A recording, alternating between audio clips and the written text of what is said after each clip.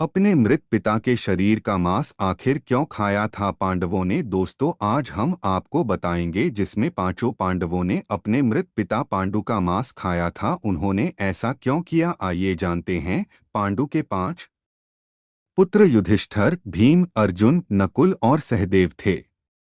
इनमें से युधिष्ठिर, भीम और अर्जुन की माता कुंती तथा नकुल और सहदेव की माता माद्री थी। पांडु इन पांचों पुत्रों के पिता तो थे, पर इनका जन्म पांडु के वीर्य तथा संभोग से नहीं हुआ था, क्योंकि पांडु को श्राप था कि जैसे ही वो संभोग करेगा उसकी मृत्यु हो जाएगी। इसलिए पांडु के आग्रह पर यह पुत्र कुंती और माद्री ने भगवान का आह्वान करके प्राप्त किए थे। जब पांडु की मृत्यु हुई तो उसके मृत शरीर का मांस पांचों भाइयों ने मिल बांटकर खाया था। उन्होंने ऐसा इसलिए किया क्योंकि स्वयं पांडु की ऐसी इच्छा थी।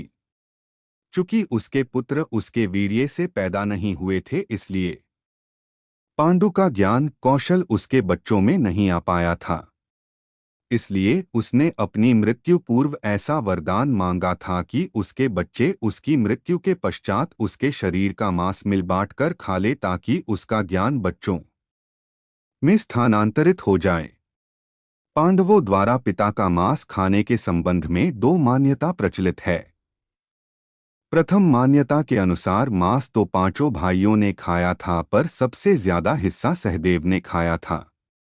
जबकि एक अन्य मान्यता के अनुसार सिर्फ सहदेव ने पिता की इच्छा का पालन करते हुए उनके मस्तिष्क के 3 हिस्से खाए। पहले टुकड़े को खाते ही सहदेव को इतिहास का ज्ञान हुआ, दूसरे टुकड़े को खाने पे वर्तमान का, और तीसरे टुकड़े को खाते ही भविष्य का। यही कारण था कि सहदेव पांचों भाइयों में सबसे अधिक ज्ञानी था और इससे उसे भविष्य में होने वाली घटनाओं को देखने की शक्ति मिल गई थी।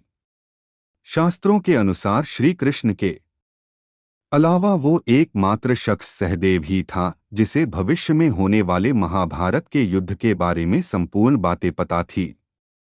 श्री कृष्ण को डर था कि कहीं सहदेव यह सब बातें औरों को न बता दे, इसलिए श्री कृष्ण ने सहदेव को श्राप दिया था कि यदि उसने ऐसा किया तो मृत्यु हो जाएगी।